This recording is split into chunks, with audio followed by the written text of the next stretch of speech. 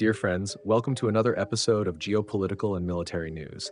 In this video, we will discuss how tensions between Egypt and Ethiopia are rising and why water is playing a central role in this conflict.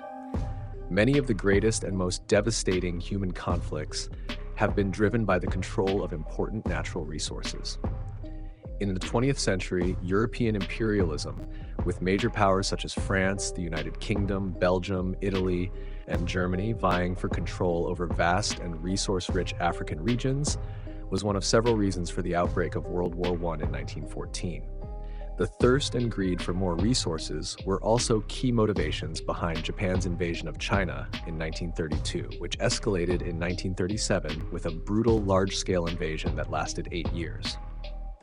Japan expanded its war in 1941, attacking Pearl Harbor and a dozen other targets across the Pacific. The search for essential raw materials, particularly oil, was also one of the many reasons that led to the start of World War II, with Germany invading Poland in 1939 as the first step in a cruel plan of expansion toward Eastern Europe in search of resources such as land, oil, and slaves. In the second half of the 20th century, the control of natural resources also fueled wars, such as Iraq's invasion of Iran in September 1980, when Saddam Hussein tried to annex Iranian regions rich in oil, sparking a costly war that lasted almost 8 years.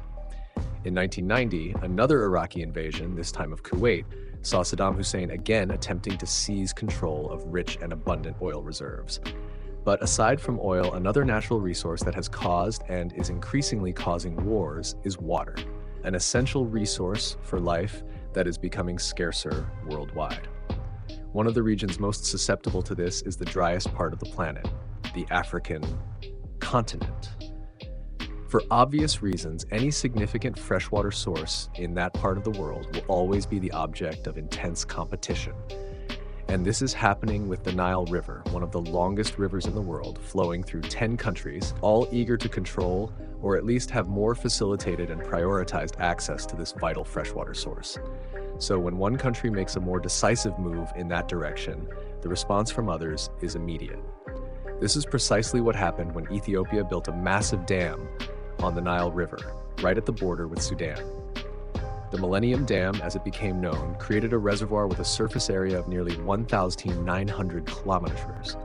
This enormous dam, built at such a high point along the Nile's course, sparked harsh and heavy criticism from Egypt, which relies on the Nile for 90% of its irrigation, human and animal consumption.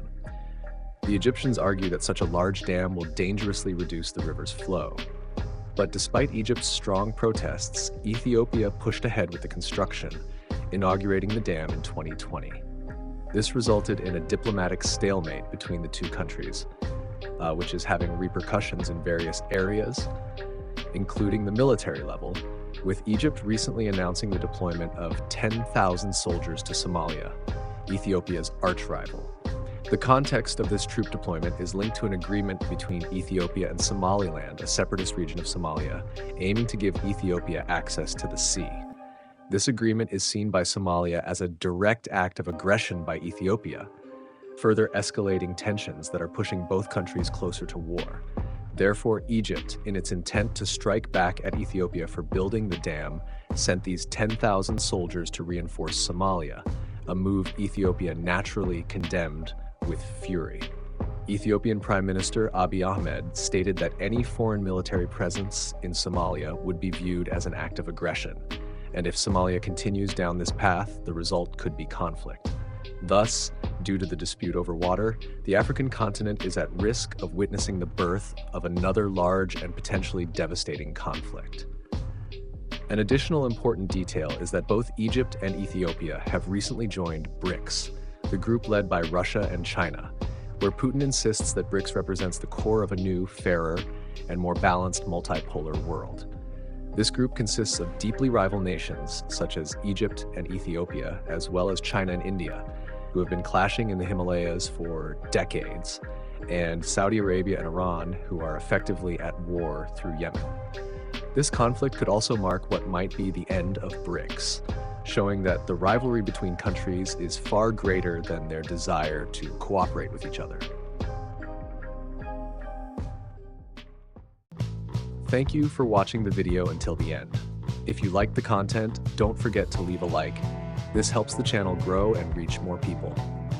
If you didn't like it, leave a dislike and explain in the comments how we can improve. Also, comment with suggestions for topics we can cover in future videos. Insulting comments or those defending dictatorships or war criminals will be blocked without exception. Thank you for your understanding. If you're not yet subscribed to the channel, consider subscribing by clicking the subscribe button below and hitting the bell to receive all notifications. Thank you. See you next time.